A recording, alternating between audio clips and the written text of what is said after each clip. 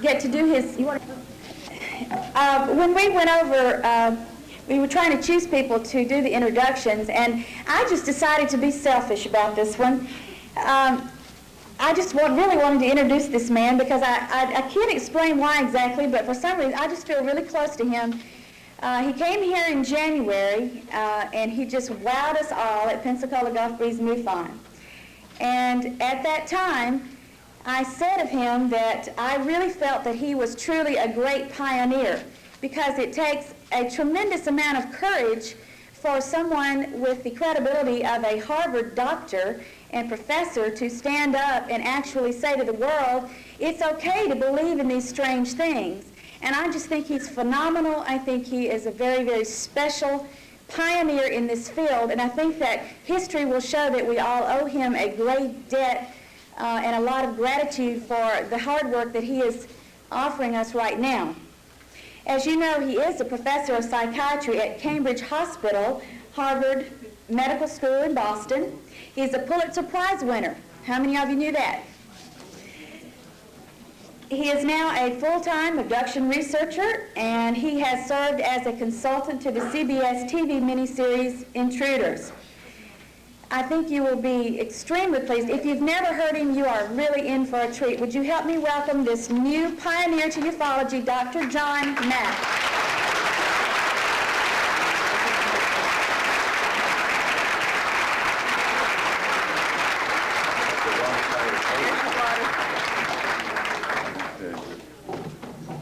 Well, I love coming down here. I feel a particular closeness to Vicki and to the Gulf Breeze Pensacola MUFON group.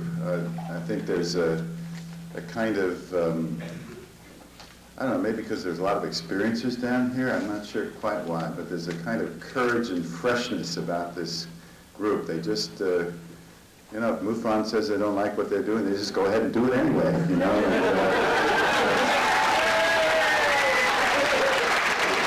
And maybe that kind of sets a tone for the whole way we have to proceed in this phenomenon. You know, is the kind of being responsible that's that this is, I think, at root all about. This is a phenomenon that, which paradoxically it's filled with paradoxes, but it's one of the paradoxes is that whereas, and now everything I'm going to say here is like my point of view, okay? I'm not going to put anything out that's like, this is the facts, this is the way it is. It isn't exactly opinion, because opinion is something you do with sort of the left side of your brain and doesn't really count for much, and I don't want to dismiss it that easily, but it's not like I'm saying this is the truth, this is the fact. This is a perspective that I want to give. And one of the paradoxes in this is that a phenomenon which I believe is fundamentally about unity, about connection, about oneness, about who we are in that respect, tends to create such profound divisions among us. It's one of the first paradoxes one encounters. Somebody says the aliens are evil. They mean to take over our planet. Somebody else says the aliens are transforming our consciousness to a higher spiritual level. Now, is it one or the other? Is it either? We don't know. But people feel very strongly that they know one way or the other. Are these experiences traumatic, destructive to our lives, or are they spiritually transcendent? Do they take us to a higher level? In that instance, I think it's both. And at the same time, and sometimes at different times for different people. And what we need to look at is why is it different for different people at different times? Well, I was asked by Vicki tonight, would I kind of look at the whole thing? Well, that's a mammoth task. So I can sort of reduce it a little bit by acknowledging as I have with you that I'm going to look at the whole thing, but from like one person's perception of the whole thing. And I also I have a tendency these days to not know exactly what I think till I started talking. You know, so I'm not quite sure yet what my overall perspective is, and it will. I think I know, and I know where I know the notes I wrote beforehand, but that doesn't really let me know exactly where I'm going to go. So, John Carpenter gave an overview this morning of the phenomenology of abductions, and some of that has become very well known through the work of Bud Hopkins and John Carpenter and a few other people. So I'm not going to do that. I'm going to assume that you know a great deal about the phenomenology, and so I'm going to pick up, in a sense, from where Bob Dean left off yesterday. As I have come to many of the same viewpoints that Bob Dean has come to from a different route, from the work with the experiencers themselves. Now, in the course of this talk, and I guess we have till 9 o'clock, what I'd like to do is talk for about an hour and then talk with you for about a half an hour.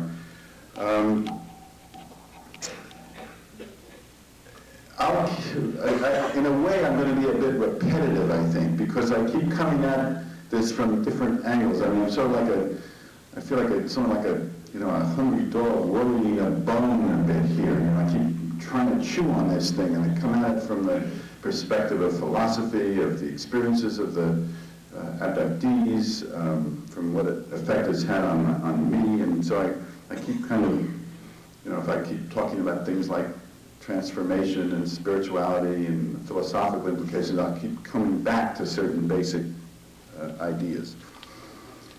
Now, how did a mainstream, left-brain, New York, rationalist, academic get into a crazy business like this? And I always want to try to say that because I haven't figured it out yet. So I always want to say a little about that so I can learn more about why I got into this. And I don't really know. And people say, why? Sometimes I'll say, well, why are you interested in this? And I guess the truthful answer for me at this point is, why wouldn't anybody be interested in this? I mean, why is the opposite side of that question is the question that I come to. Well, why hearing that there is at least even a slight possibility that we are engaged in an encounter with another intelligence of this power and meaning? Why wouldn't this be the most interesting subject in the world? Why do so many of my colleagues at Harvard and at the Boston Psychoanalytic Society Institute, Inc., always come at me and say, but you really need to consider other perspectives, like, psychopathology, and I go over and it's like I never thought of that,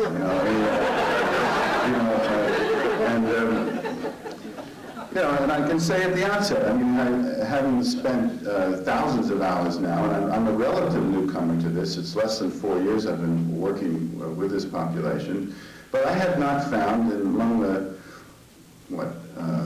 I'd say 80 cases I can say I've worked with, and I've seen others more briefly, and reading the literature on this subject, Bud's cases, Dave Jacobs' cases, John Carpenter's cases, other people's cases, there is not a single case that was, how do I say, I hate the word diagnosis here, because it's not a form of psychopathology at all. It is a phenomenon. Not a single abduction experiencer's story, shall we say, which has ever turned out to be anything else. Not one case. I always say that because I want to hear somebody tell me about one. It turned out behind the abduction story was unresolved grief, disturbed relationship with an alcoholic parent, sexual abuse, satanic ritual, whatever. Not one case has turned out to be anything but exactly what the person said it was. Now, that, of course, simply opens up a huge mystery. It doesn't answer anything. It just says where you begin. But you don't begin by going back into all those old possibilities. I said this in the workshop, I often say this, that I feel that we mental health professionals are like those generals that are always being accused of fighting the last war. We're always bringing the last diagnostic category we knew to anything new. So we do that here. as well. So what happened? I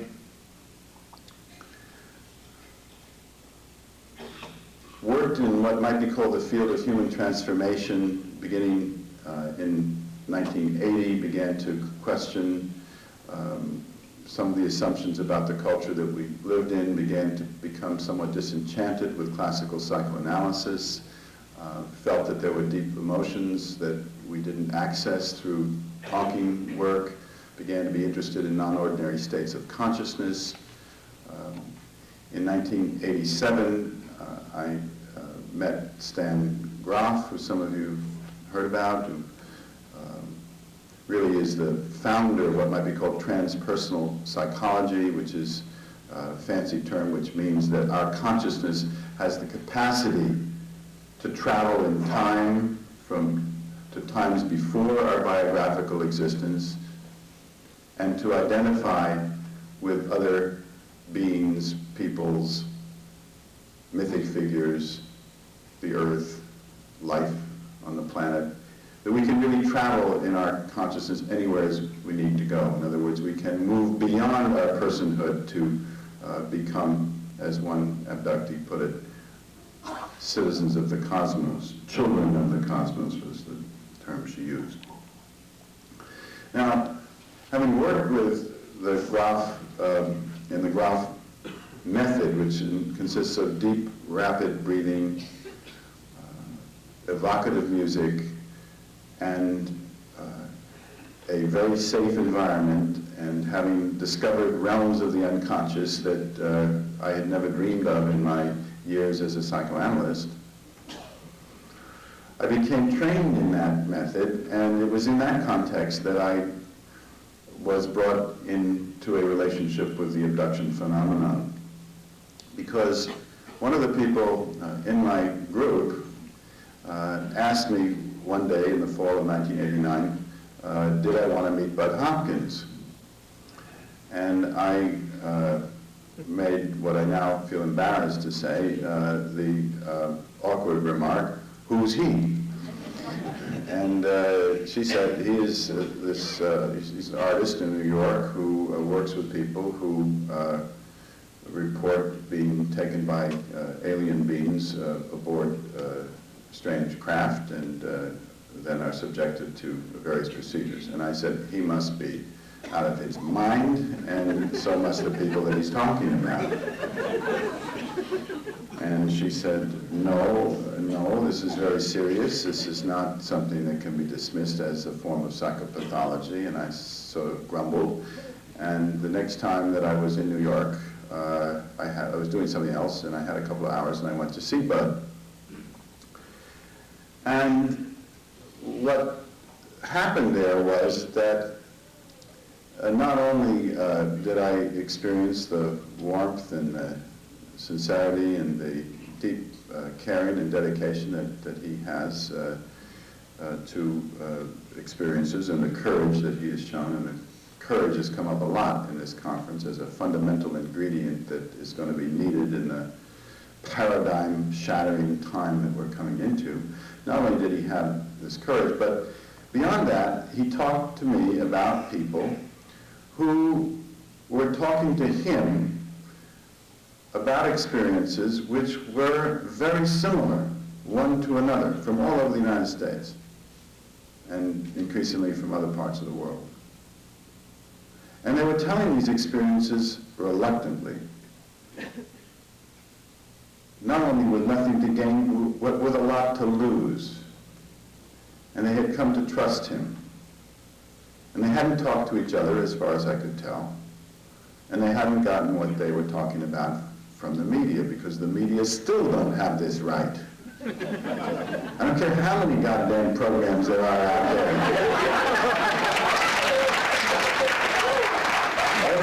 Every experiencer in this room knows that 90% of the details of what they go through have never been in any media program whatsoever. So this was, I've learned that since, but at the time I was assured that this was not in the media, and it's proven to be true.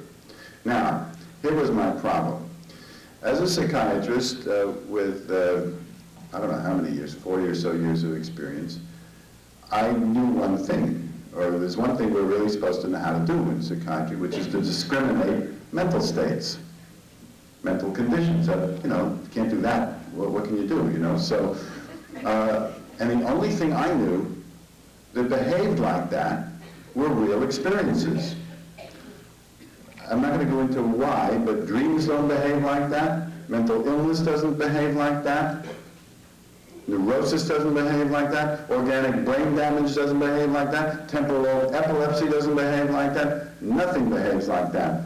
But real experiences that people are having. But these are many thousands, and now we suspect millions of individuals widely separated from each other, all having more or less the same experiences. Now, the only thing that can do that is either there's some kind of new invention of the collective unconscious that we never knew about, whereby there can be some sort of telepathic hookup among millions of people, which I'm willing to buy if we can accept all the rest of it, UFOs as part of that, and cuts and scoop marks and all the rest. But that's sort of stretching. Even Jung might turn over in his grave at that extension of his notion of the collective unconscious. It's much more reasonable, much more economical to say that in some way these are real experiences. People are having real experiences. That was the only thing that looked like this, or that this looked like. Now, if that's true, as I began to suspect, it's a little bit like Michael Zimmerman's sinking feeling that he talked about this morning. I had a sinking feeling. Because this is a real experience. What is going on here? What could be the source of this? Well then, Bud, seeing that I was sort of semi-hooked and having this kind of, kind of irrepressible youthful enthusiasm, feeling he had a good bite on the line here, he asked me, would I like to see some of these people? And I sort of reluctantly crossed that Rubicon and said yes, and then I saw several people in his home, and they impressed me as quite healthy and normal individuals who had had quite remarkable experiences. So then he asked me what was really the fatal question, which is, did I wish to see these people in Boston? In other words, did I want to accept referrals? And I don't remember now. You know how the most important decisions in your life, you can't even remember whether you gave it any thought or not? You can't even remember the process whereby you made that decision. There you were, married in a new job, in a new life, in a new country, and you don't even remember that you gave it any thought, I mean, isn't that a terrifying notion, about how we live our lives? We like to think we do everything with controlled, deliberate thing. Well, I mean, that's, I guess, a good kind of generalization for this phenomenon, because if ever there was a phenomenon which teaches us that we are not in control of our lives and our destinies, and that conceit that we are is challenged. This, a phenomenon that challenges that conceit. This does it.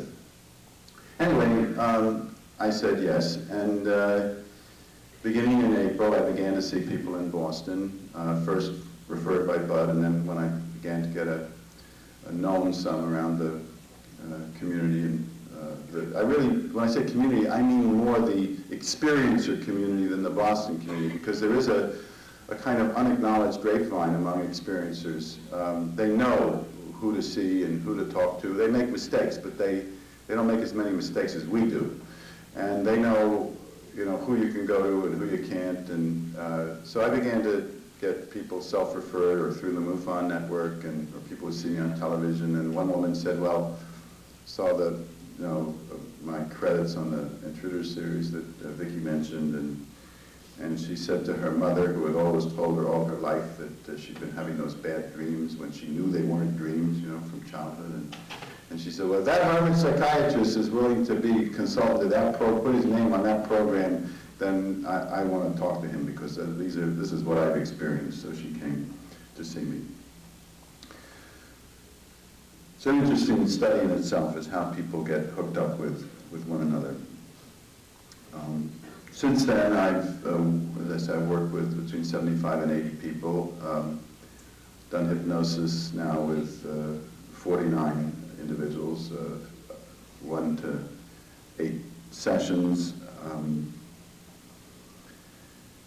But just say a word about, because I think this is important in how we understand this phenomenon, a word about the fit between what might be called facilitators or investigators. I don't consider my abductee population patients. I don't even really think of them as clients. I think of them, and I say this, as co-investigators. They're teaching me about a new world that they're living in, and they bring back information to me. So we're co-investigators. But there's an interesting selection process here. I mean, Bud, Dave Jacobs, John Carpenter, and others, we see things profoundly, deeply in common, and yet we have huge differences in what we see. And what's the reason for that? Is that because the people are different that come to us? Probably in part, yes, because of the selection process. Is it because of our worldviews and how we see our own lives and reality? Yes, to that too. Is it because there's some kind of third force at work here in bringing us together and in selecting the information that each of us will have? That too. So I think that when you hear differences, rather than see this as one guy's right and one guy's wrong, or this fellow's got it right and this fellow's got it wrong, they may be all parts of a vast puzzle that we each are only capable of seeing a portion of, so that if what we should really, I think, be doing is looking at the aggregate of information rather than trying to make decisions about who got it right and who got it wrong, but to see that this is not a time for right and wrong. This is a time for expanding and opening and, yes, use common sense, but hold on to the judgments, hold on to the conclusions. We don't know yet. We're just beginning. This is a new field. Now, someone always asks me, so I'll say a little bit about how this goes down at Harvard. And I always answer that a little differently depending on how I'm feeling that day. You know, Harvard's been good to me by and large. Nobody's tried to throw me out yet. I get a lot of arguments, but I get a lot of support. People really care about this. They want to know what's happening. I think they're concerned for my mental health, probably. You know, so that gets a lot of sympathy. You know, but by and large, there is a way in which that community has listened, and I have been invited to speak at different hospitals there, which is more than I can say for other medical schools around this country. I've not been invited to speak on this subject at a Department of Psychiatry meeting of any hospital in any teaching community in the United States, except Harvard. So that says something about this every ship on its own bottom model of Harvard. In other words, there's a tremendous tolerance of diversity at Harvard. There is no central point of view at Harvard. There is no Harvard, you know, in that sense. So I'll just tell you one story which kind of captures what's happened to me. When I was, you know, one of the things you got to watch out for in this field is enthusiasm, right? If somebody doesn't agree with you, you get all enthusiasm. Somebody was talking earlier today about trying to convince people of things. Don't ever try to convince anybody of anything in this work. I mean, just tell your story, say what happened, what your experience is. But don't go to somebody enthusiastically saying you found out something so wonderful and they should listen and pay attention. And that seems to create you know, first of all, in the East Coast, sophisticated Northeast, you just aren't supposed to be enthusiastic anyway. But certainly not something that's paradigm shattering. I mean, that's the worst combination of, so I learned that very early, but I'll tell you one of the incidents that I learned, in which I learned something else about. I went to my former chief, and this was a man who I respected a great deal, and I was all excited, and I wanted to talk to him about this, all these new findings I was getting. This was like, you know, after 4 cases or something, but I knew I was onto something. And I said, Leon. Some of you may know who I'm referring to. I have a tough time covering up names, so I just, rather than make them up, I just hope people can be discreet. I said, Leon, this is really great, this is exciting. I told him all about it, and at the end of this, I was expecting some interest. I said, what do you think? He said, I think it's absolute nonsense. I said, what do you mean absolute? And I was crushed, you know. And I think he didn't want me to go out of the office feeling terrible or something. But I'll tell you a story. He said, there was, around 1945, after the war, there was an article, an editorial about the tenure system because it was being examined in American universities. And I have tenure, you know. And he said, this was an editorial that started off like this. He said, this man was saying the tenure system is antiquated, it's destructive, it means that people who are uncreative stay on forever in hold-down positions, keeping young people from coming along. It sets a bad example as a model for academic originality, and it's destructive to any kind of creative and original thinking. There's only one value to the tenure system, which is it allows people to take on risky and unpopular subjects. And for that reason, it should be retained. And that's the story he sent me out of the office with. So I took that as sort of heartfelt, reluctant support, and went forward from there. Okay. Now, somewhere along the way, I went to see Thomas Kuhn. How many of you here have heard of Thomas Kuhn? He wrote a book called The Structure of Scientific Revolutions. Put up your hands if you've heard of him. Okay. Some of you have. Thomas Kuhn is the man who virtually invented the term paradigm. Okay. It's from him that we have that term. And in his book, The Structure of Scientific Revolutions, he talked about how do paradigms change, how do worldviews change, what happens. Came to some rather pessimistic conclusions, I might add, which is that the data has to be so overwhelming that even the resistors can't deal with it anymore. And then the older people who hold the old paradigm have to die off. Okay, well, I mean, you can't wait that long with this one, you know, I mean, it's just not practical. But anyway, he was a family friend, because I'd known him from childhood. Used to have eggnog parties at his parents' house when I was a kid. And he gave me, he listened to me, because I said, Tom, I think I've got one here. I think I'm in the middle of what you call a paradigm change, and I need some advice as I go about doing this work. And he gave me two pieces of advice. One of them was, don't take what gets called science in this culture seriously. I said, what do you mean? And he said, because science has become invested with the same kind of emotion and attitude that used to be applied to theology. It is the new theology, and therefore is not where information is going to come from of the kind that you're concerned about that has to do with psychology and human consciousness. The other piece of advice he gave me is try to suspend all your categories. But don't worry when people ask you questions like, is this real or is it not? Did this really happen to people or not? Is this intrapsychic or is it happening in the external world? All those categories, he said, belong to the prevailing worldview. They're linear, is my word now, linear. Do your best to suspend them. Exists, doesn't exist. And we can't suspend them, as Michael Zimmerman was saying. We're all part of this. We're imbued with the culture. We can't let it go, but you do the best you can. Try to put it aside. Just collect raw information. So I've tried to do that.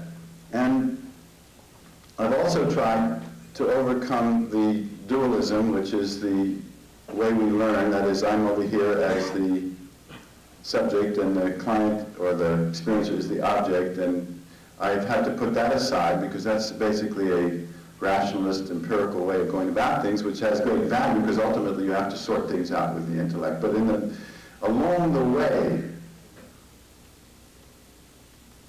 we have to begin, or I've had to find a way to use the total self as an instrument of knowing, our total consciousness, feeling, spirit,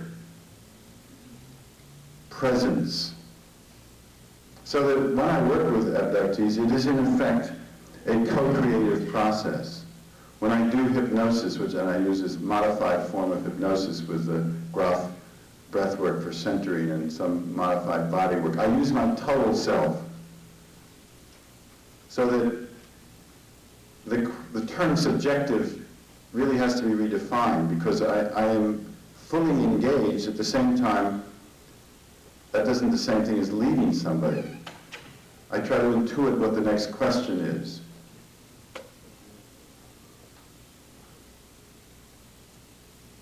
So the way of knowing here is different. This is not something we can study with the kind of arm's length objective methods that have characterized Western science. If we're going to learn about this phenomenon, which is fundamentally in the realm of something new, a new consciousness, and new kinds of experiences which may not be in our physical world as we've known it, we have to use our total self. That consciousness which can travel beyond the physical world, can enter other domains as this phenomenon seems to.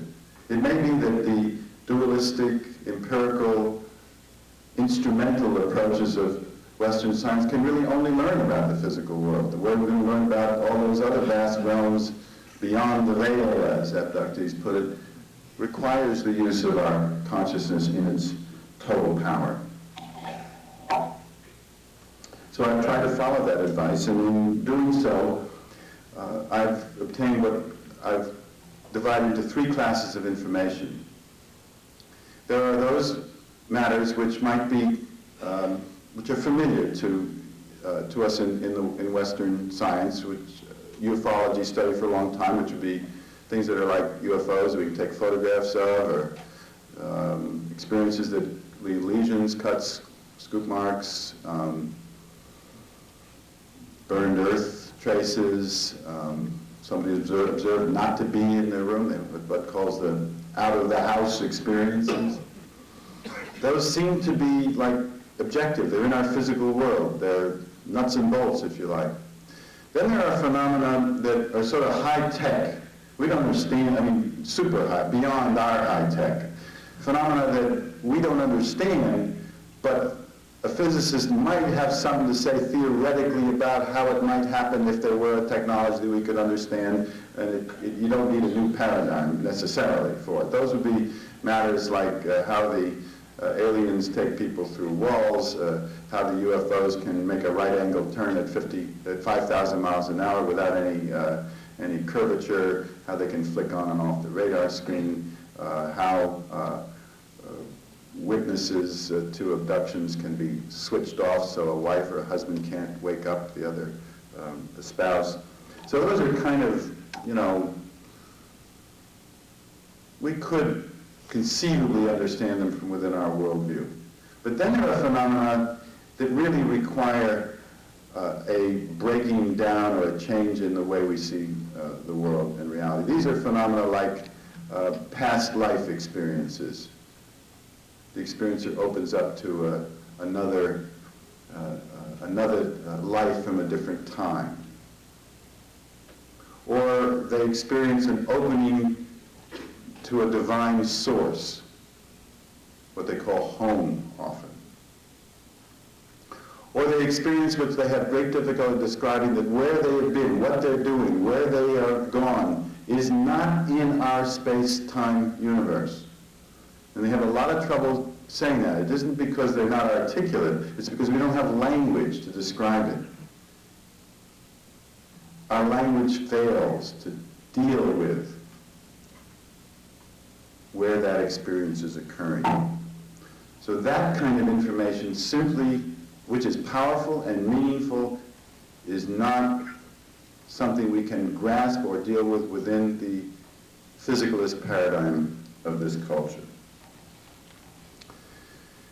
Now, following from that, the abduction phenomena themselves fall into three types. There are the physical experiences, which are very real, experientially real. They can be replicated, as John Carpenter has demonstrated in his work, that different people independently can report the same details. People have not communicated with each other. People actually are gone. Legions do appear. There is some kind of real reproductive process going on here. Spaceships are real. People see them. They experience being inside them. All of that. It's the physical part of it. Then there's the informational dimension of it. Abductees, from childhood sometimes, and throughout their experiences, are given information about the state of the Earth, about what we're doing to the planet, about the threat of nuclear war, about the horrors of how we relate to one another. And they take this very seriously. This is not just a lesson like in school that you can, sort of tune out. This information, which comes telepathically, which comes on television monitors, is powerful. It is received with intense emotion. Sometimes the view of the future that is portrayed in these communications are overwhelming in their impact and apocalyptic in their content. The Earth is shown utterly destroyed, floods ravishing the Earth, pieces of the Earth breaking away, mass death and destruction. And this is experienced not as a kind of image or abstraction or something out of the book of Revelations. This is experienced as altogether a factual statement of the future. Now, we have a discussion what all that means. My own view about this is that this phenomenon breaks down the distinction between metaphor and reality. It creates what I call reified metaphor. That is, it is both metaphoric and real, which is how you get to a stiff-necked people like us anyway.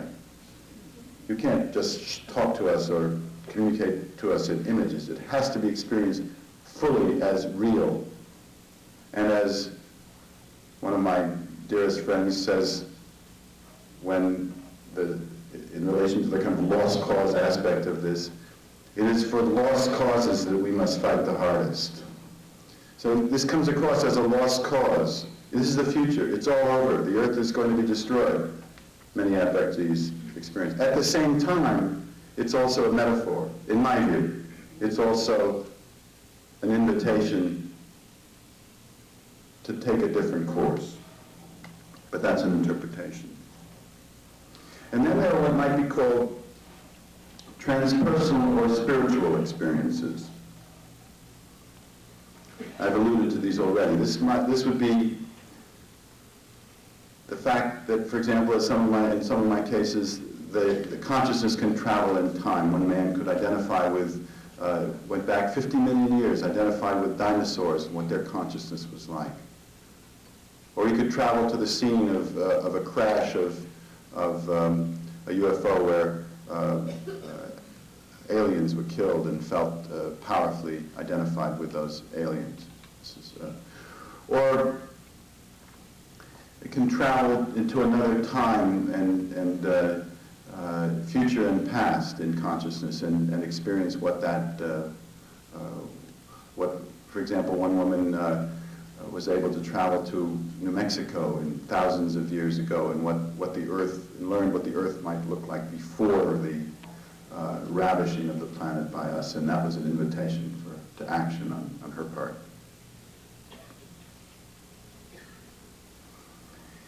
The spiritual experiences can be overwhelmingly profound.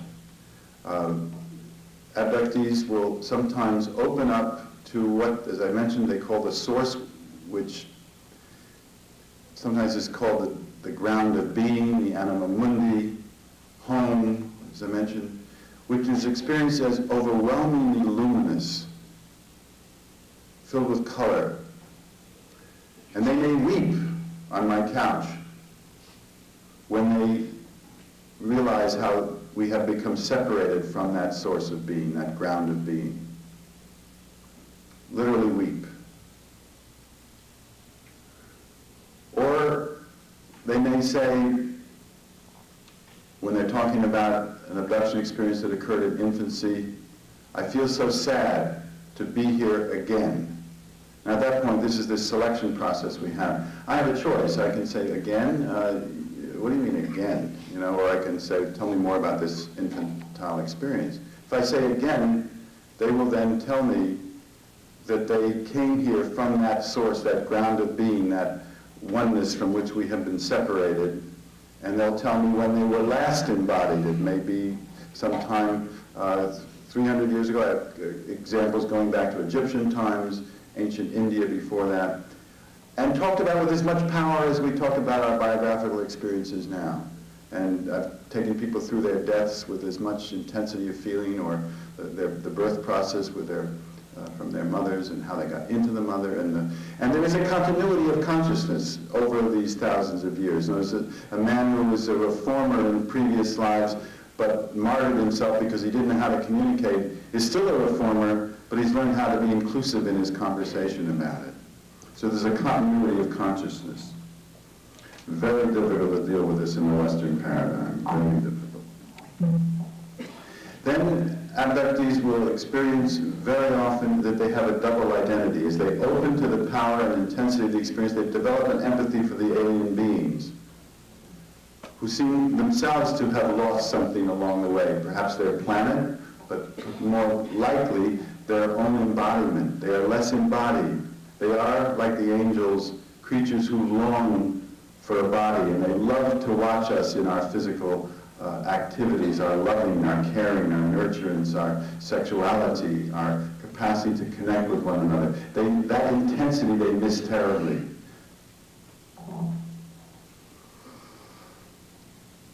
And as the experiences become more identified with the alien beings in that sense, they sometimes will experience themselves as having a double identity. They are both alien and human, and their alien self can see the world just as an alien seems to, you know, from this highly technological point of view, from this abstract point of view. They may engage in the reproductive process from the alien point of view, bringing people up into the UFOs. And they will experience their alien selves as cut off from their human selves, and they may experience their alien selves as their souls. The soul from which they have become separated, and the merging of the alien and the human identity is the re-ensoulment of themselves. I don't know what to make of this, but this is experienced by many abductees very deeply.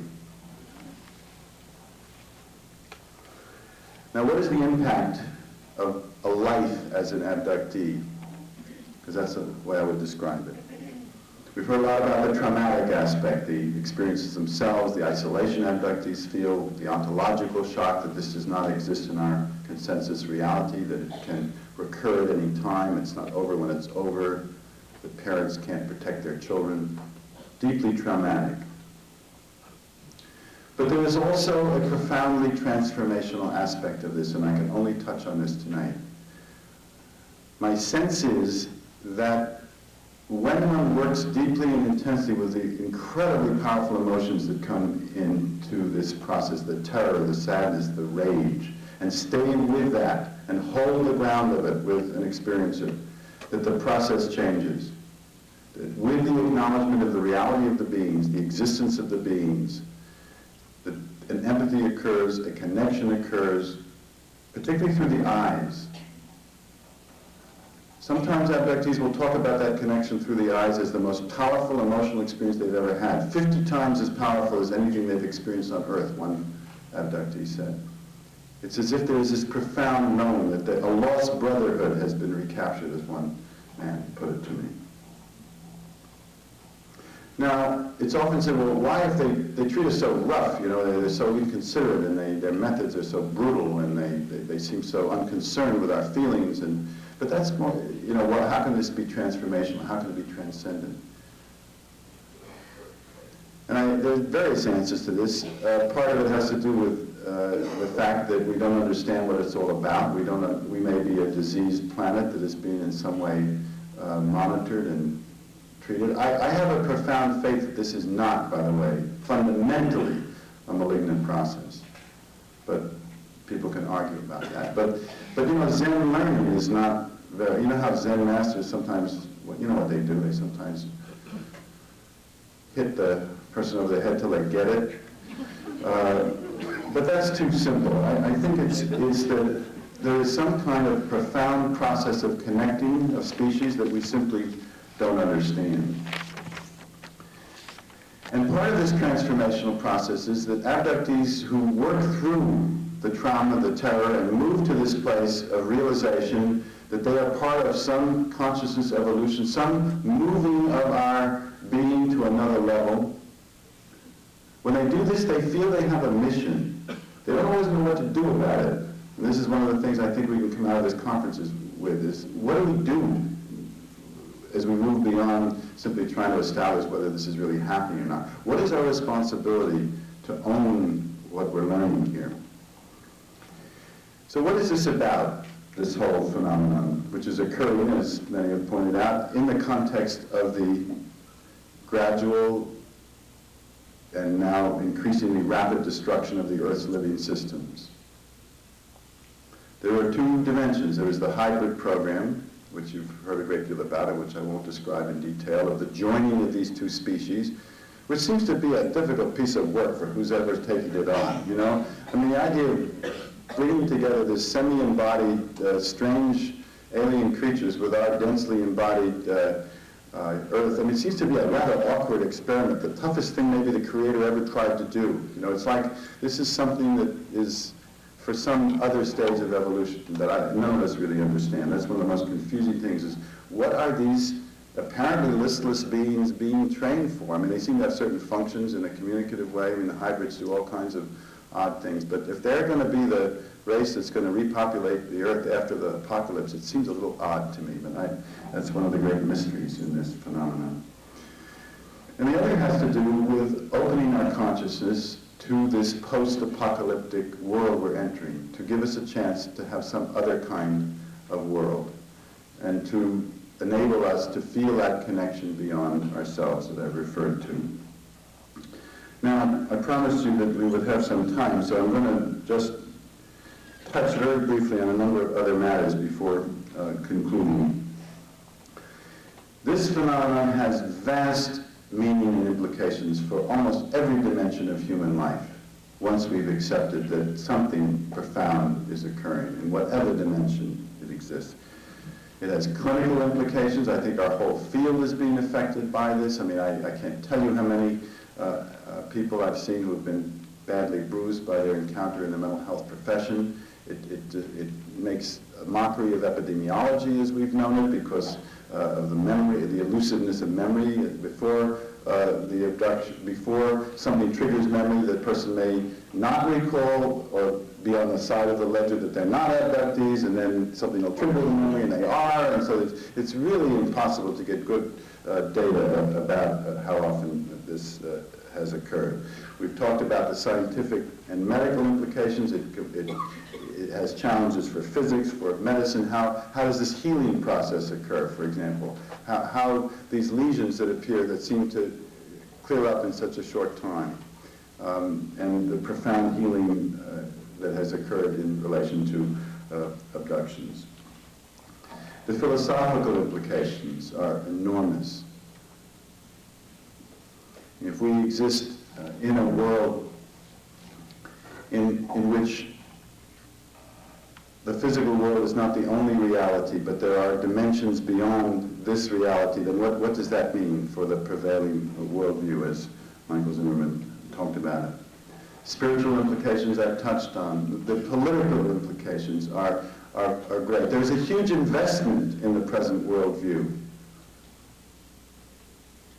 After all, I mean, this is going to be much more, I mean, if you think about the scientific establishments that are out there, the billions of dollars that are invested in studying the physical world, and we say, but there are dimensions of reality way beyond anything that we can study with our current methods. What does this do for the academic enterprises as we've known them? So the huge investments in maintaining things as they are. It's what I call the politics of ontology. The politics of how we become attached to a worldview and cling to it at whatever cost. Destroying reputations, destroying one another rather than change our point of view to open up to another reality. There are economic implications because we've treated the earth as a giant marketplace to be exploited as resources rather than as an expression of a divinity that we must walk on as sacred space. The very notion that the earth can belong to one ethno-national group or another and fight wars over owning of the earth. We do not own the earth.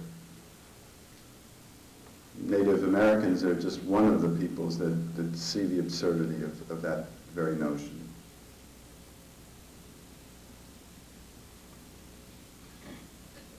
So fundamentally, I see this phenomenon as being about a change in human identity. We have defined ourselves according to some group we belong to, by gender, by ethno-national group identifications. We've defined ourselves by our professions. We've defined ourselves by our distinction from other species. We've defined ourselves by our superior intelligence, by our ability to dominate the earth. And this phenomenon says, no, we are not the predominant intelligence in the cosmos. We are perhaps one among many intelligences, one that has a capacity for awareness, one that has tremendous creative possibilities, but one that has gone into some strange destructive directions, being willing to destroy one another. And it's interesting, over our differences of viewpoint, it's interesting, the aliens, I often run into this phenomenon, the aliens are so smart, but they seem to be puzzled over our destructiveness. They don't seem to understand why we would be willing to destroy this jewel of a planet, and they become literally puzzled about that. They can intervene, they can do a lot about it, they can merge species with us, but they just don't seem to understand why we would desertify the earth, destroy its living systems. And as a psychologist or someone who's studied human destructiveness, it's made me put aside all my theories and return to the mystery of why we are so destructive, but that's sort of an aside.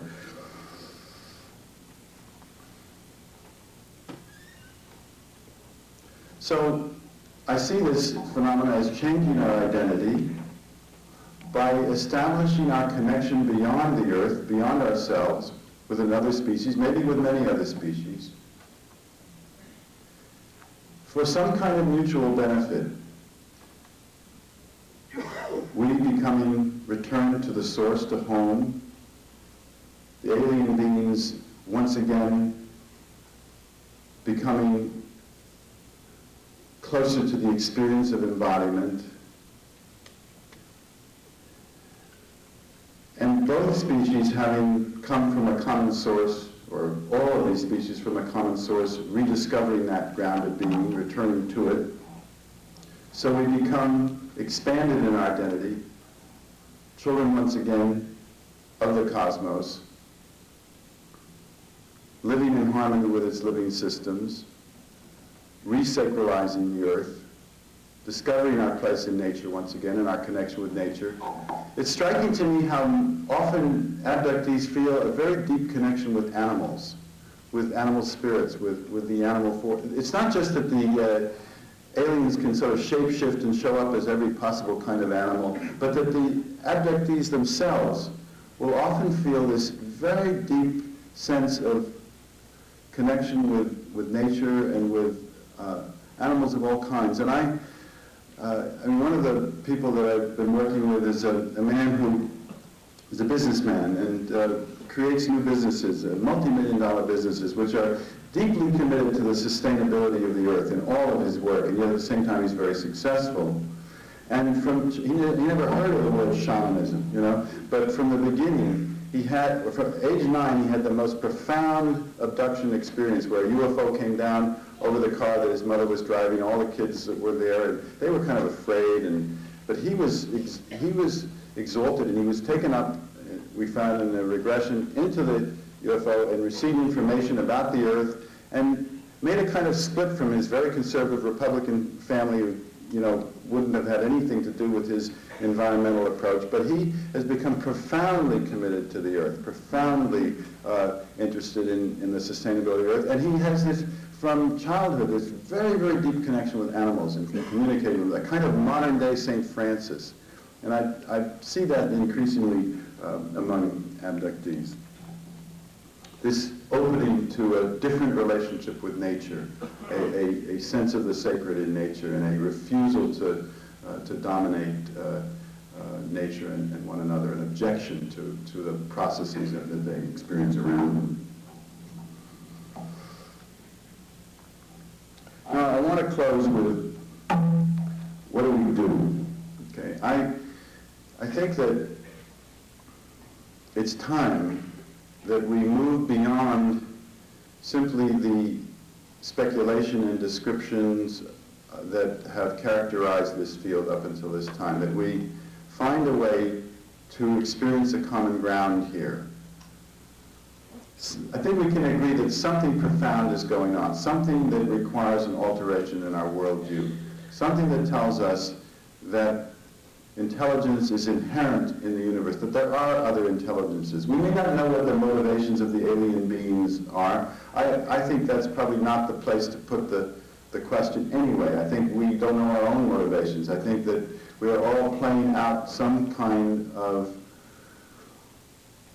process that has to do with intelligences beyond our own, and that, I don't know, if I were, you know, sometimes I imagine how does, like, the intelligence is behind the aliens, how does it work? And it would go something like this, and this is sort of ridiculous, but he said, well, you know, those humans are really destroying the earth, you know, and what do? We have to send emissaries, you know. So I said, well, we've got these little guys with the black eyes, and they can travel pretty well. They've overcome space-time, and they can go, and they can show up, and they can affect people, and I often think, and they can, maybe they can breed with them, maybe create a new species, maybe knock some sense into their heads, but, you know, they still would find that we don't have a methodology of doing this down very carefully. It's kind of rough, but, you know, and this is actually not so far-fetched in the sense that a number of abductees have felt profoundly that there is some kind of other intelligence behind this, that this is a cosmic corrective. When I talked with some high lamas in India, they said, well, you know, this is natural, that we are routing the spirit world from its home, not just the physical world. And the abductees and these lamas came to the same conclusion, namely that the earth is not simply ours to destroy, that the earth is part, and I never would have believed this in my upbringing. My philosophical upbringing was that we were alone on this planet and nobody cared, and it was a hopeless situation and dark, and that was that, and the rest of the universe was lifeless, and if you thought there was any beings out there, that was a projection of your brain or something like that. And so this is the last thing I would have believed, that there would, not only that there are other intelligences out there, but that what we did to the earth would affect some larger cosmic fabric. But that's precisely what a number of abductees experience, and that this is some kind of cosmic corrective. That the earth is not going to be destroyed by us. We are not free to destroy the earth. Now,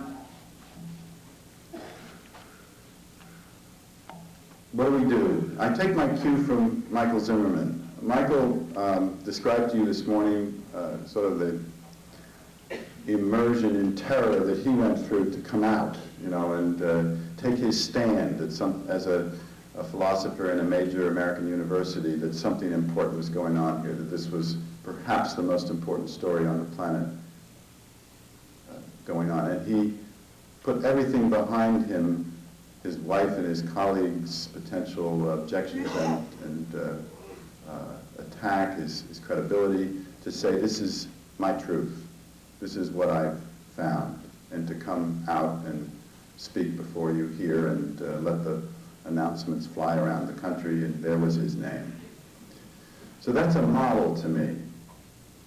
In fact, it's a model that cuts across this entire field. I did a regression on Thursday with a young man who I've been working with intensively for a long time, and he's having terrible troubles with his girlfriend because she doesn't understand this phenomenon. And so he's put it aside. He's tried to be her lover and plan to marry and be close.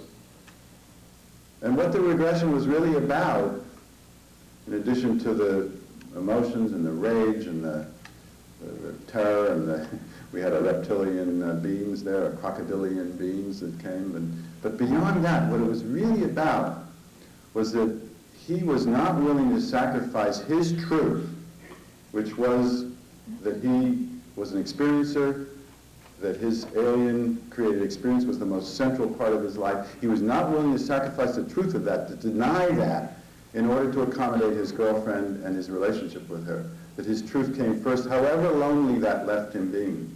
Now, he's got a lot of support in his family, in the abduction community, and in the professional group that works with him in Cambridge. So this does not mean come out and tell your truth at all costs, but it does mean finding the kind of support we need among our friends, our loved ones, but particularly people who are tuned in with us. I couldn't have done this work, for example, without, when I first did, I was on the phone to Bud Hopkins every night. You know, Bud, look, here's what I'm finding. What do I do now? You know, I'm getting into trouble here and trouble there, and you know, I mean, and then gradually we built up a community of people, experiencers and professionals, and that's what we need to do. So it's about connecting, finding support, but then being willing to speak your truth. Take responsibility for what you know. And I can't really say how we do that. The paradigm is changing. The view of reality, the materialist view, the view that we're cut off from all other intelligence, that intelligence resides largely in our brains and that of other intelligent mammals, to a notion that the universe is itself intelligent, contains intelligences of all kinds. I have a friend, I don't know if you know his work, Richard Tarnas, who's a philosopher, and he's written an incredible book called The Passion of the Western Mind. And he wrote this. He said, this is in another book that he's working on now. He said, in Western science, he said, the governing assumption is that any meaning the human mind perceives in the universe does not exist intrinsically in the universe, but is projected onto it by the human mind.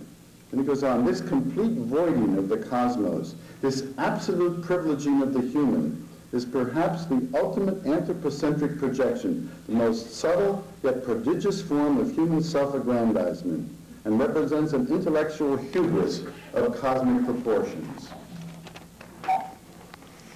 So adoptees, experiencers, are like heroes of the changing paradigm. They have gone out and experienced an altogether different reality, one that cracks wide open the dualistic materialist paradigm of Western science. But they've done more than that when they talk with us. They come back, which is the most important part of the hero's journey. They come back and teach us about what they are discovering. And we, as those with whom they speak, we have the responsibility with them to communicate that changing worldview. And this is not simply a matter of philosophical and intellectual interest. This is a matter of profound contemporary urgency. For the worldview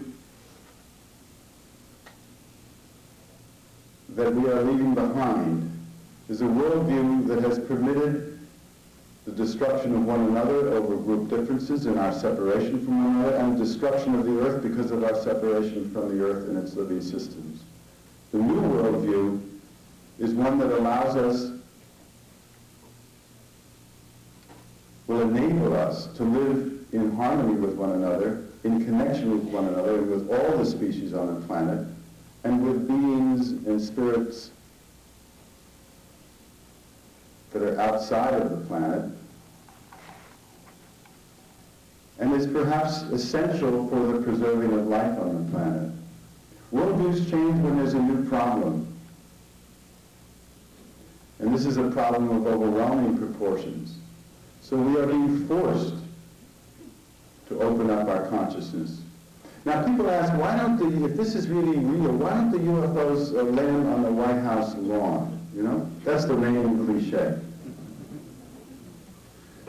Now the usual answer to that, among, I'm not talking about the disbelievers because they don't, you know, they think they've won the argument when they say that. But even among the people who take this seriously, the answer is, well, we'd all panic, and you know, government would know what to do, and we'd probably attack them, and it would just create chaos because we're not ready, and so forth and so on. But I think there's a better answer than that. I don't think the phenomenon works like that. I think it's subtle. I don't think it's going to teach us what to do. I think it's inviting us to change. It's just like the physical evidence. You know, it's so tantalizing. It's very real. It's very powerful. But it's corroborative. There will be, I don't believe, a smoking gun. We're not going to find an implant that has percentages of rare elements in extraterrestrially, of necessity, extraterrestrial proportions. This phenomenon is subtle. It's not going to tell us the way. It's not going to land on a White House lawn that way. It's working through you. It's a grassroots matter. It's reaching the whole population. This is not simply a top-down matter. You know, why don't they abduct, you know, Clinton, Bush, Reagan, whatever. Maybe they did abduct Reagan, I'm not sure.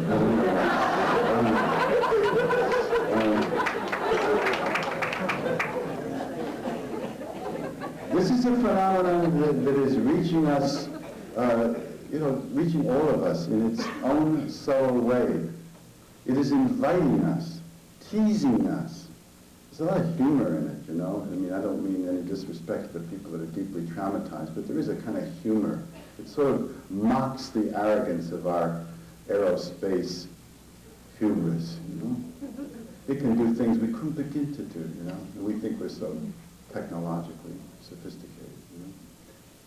There is a humor in it. I mean, sometimes even the abductions contain humor, you know. They leave little telltale signs, you know. Bud tells a story about people being put down in the wrong cars, and then they're driving along the highway, and one fella, you know, sees that someone else is in his car, and the other guy sees that this guy, and they pull over to the side of it. Now, is that a mistake, or is it kind of a, you know, a cosmic joke? So we're being teased, we're being invited, we're being coaxed, like the best psychotherapy, you know, to change. But it's a profound phenomenon. It's deeply subtle. It's deeply spiritual.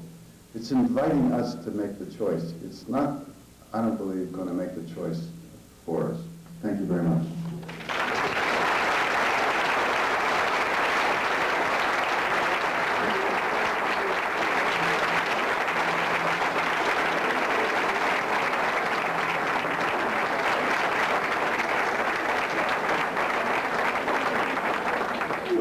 We have, I guess, about 10 minutes, right? 15 minutes, I'm sorry, I'm longer than I said I would, but I get sort of wound up. It's time for some questions. Yeah? Have you had any experience or information about any negative ET groups which I've heard of? Are there any that you know of? Negative ET groups? Yes, with less than positive intentions towards us. See, I think the question is, are there any ET groups with less than positive intentions toward us? See, I don't necessarily, I mean, I would reframe the question, okay? I mean, I don't necessarily think that ETs are even that interested. I mean, it's even about us. I mean, I think that the phenomenon has, it may be that we're a problem, you know, in the cosmos, like Michael was saying, you know, that they just are doing something that's important. There was some higher intelligence is bringing us together, and in some ways it's rough, in some ways it's not. I think there are beings that are out there that are destructive in certain respects, and some that are more transcendent, if you will. But in their behavior and intention, but I don't, you know, I think to get into it, so the good guys, bad guys thing, I kind of, you know, the good beings and the bad beings. I mean, for example, one experiencer, I see many experiencers who never encounter malevolent beings. They only encounter beings of light, you know, that give them information and they go teach about ecology or something. And then other experiencers that only have deeply disturbing, traumatic experiences with, you know, hurtful entities. Now, I don't understand that. Is it, what is that? Are there some beings that are bad ones and some that are good ones, or is it that we're different, or what? You say hurtful, you mean that the intentions of those ETs are of a selfish nature of their own? I have no idea about the intention of the ETs. I mean, I can only speak of it from the standpoint of the effect it has on us. I mean, they give information that they you know, but how do you know what to make of that? I mean, there's always ambiguities that in everything that is supposedly said by the beings. Other questions? Yeah. Did you say Groff? G-R-O-P-H? G-R-O-F, Stanislav Grof. Describe it again, please. Well, he has a method of use of an unorganized state of consciousness to access deep feelings that are related to birth and our identities beyond ourselves, and uses deep, rapid breathing, and I can give you some references if you know about that if you want. Okay. Yeah. Do you feel that aliens have limitations of what they can do to us? Can do what?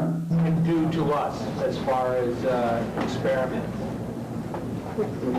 Questions, do the aliens have limitations on what they can do to us? Again, I just don't understand enough about what the aliens themselves are up to. I understand much better the impact it has on ourselves.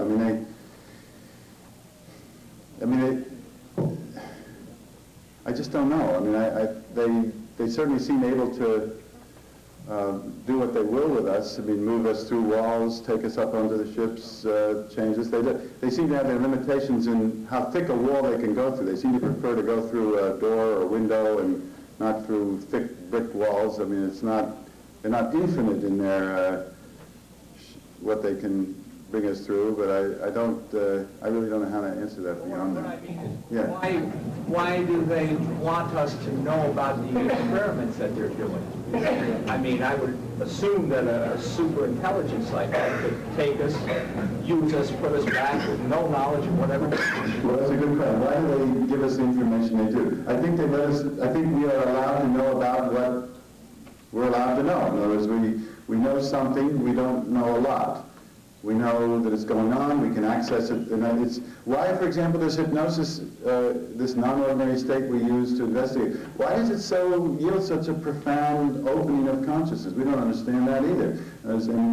Or they will give a message, for example, that abductee will often say, well, I wasn't supposed to remember that. I'm not supposed to say. And then you sort of play God and you say, well, I've never seen a case where anybody was really injured from telling what happened, and you know. But the fact is that somehow the information seems to unfold as it can, you know, and through some combination of their consciousness, that is the abductees and us, and why, for example, and it's filled with mystery. Why, for example, this is a case of mine. A man is abducted as a teenager at 16, and he doesn't remember. He's on in a car going along a highway, or he's actually that night sleeping in a Nash vehicle with another teenager, and he's abducted, and he didn't remember any of this till he was 43 years old, and he's walking along the coast of Maine, not even near where this happened, and suddenly he becomes confused, and the experience begins to come back, and he begins to remember again.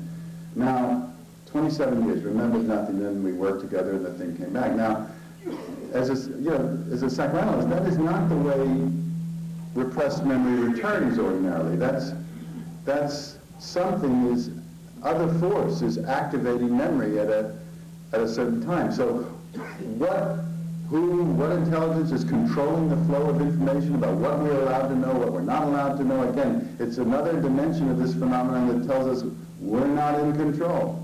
That may be the most important message to learn in this, a kind of the ego death, that is involved in learning that we're fundamentally not in control. And out of that death comes some kind of new possibilities for us. Others. The people in the back, I can't see back there very well, so if there's someone further back that has a question. Yeah. I'd like to know, has anybody ever figured out what the aliens think? I really totally punt on that question. He said, do we know what the aliens think? I mean, that's such a, first of all, it's a vast, it's both vast, and I don't know at the same time. I mean, there's a great deal of information in the books about conversations with aliens, all the journals have them, and yet, we don't know, as Bud and others point out a lot, we know very little about alien psychology. What we know is what we've learned about ourselves as a result of the interaction with them. But what the intention is and what their psychology is, I don't know.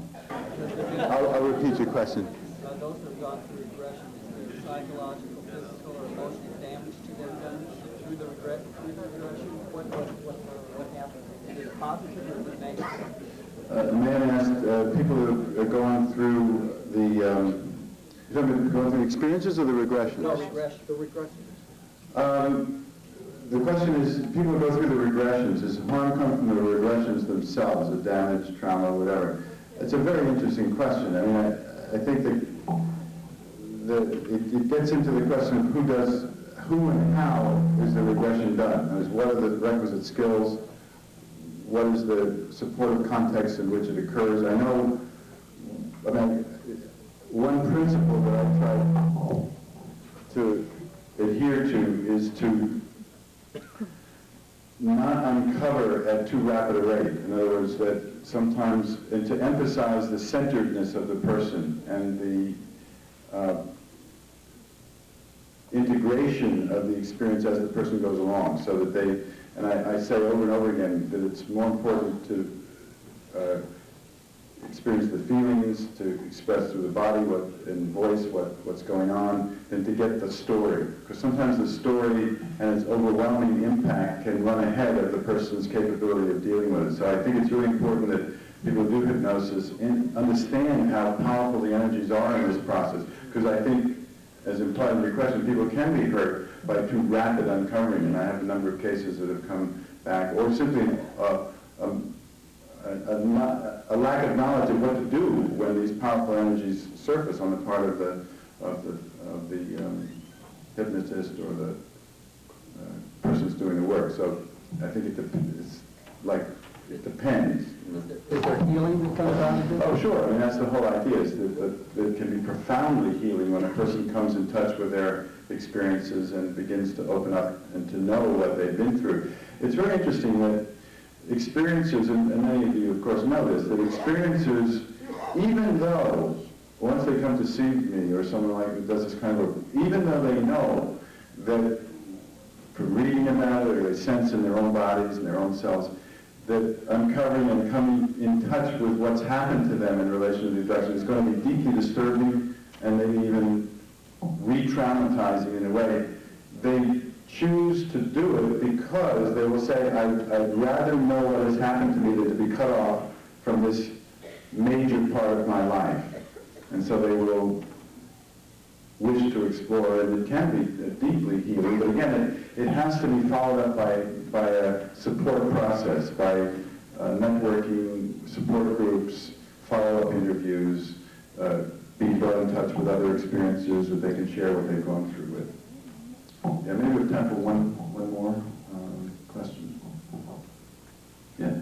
In the hypnosis sessions or the regression sessions, has anyone ever remembered what the feeling was like of going through the window or the door? Question is, do people ever recall what the feeling is like of going through a window or a door? Yes, I mean, there are two parts to that. One is the sort of, oh my God, I'm going through the door, this is not possible, you know? That's a feeling, let me tell you. And the other is that there is a kind of funny, sort of vibratory sense as they go through, like the body buzzes in some way.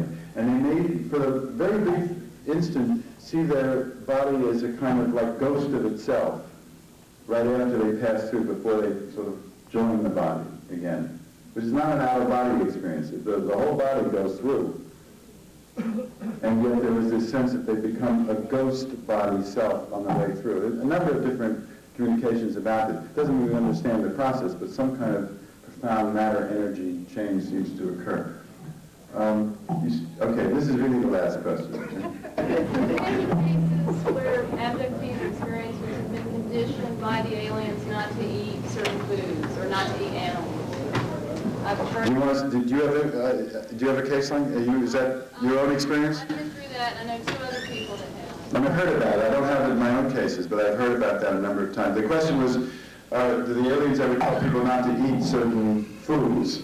And I've heard about that, but I don't happen to have it in my own case experience. Okay. Thank you all.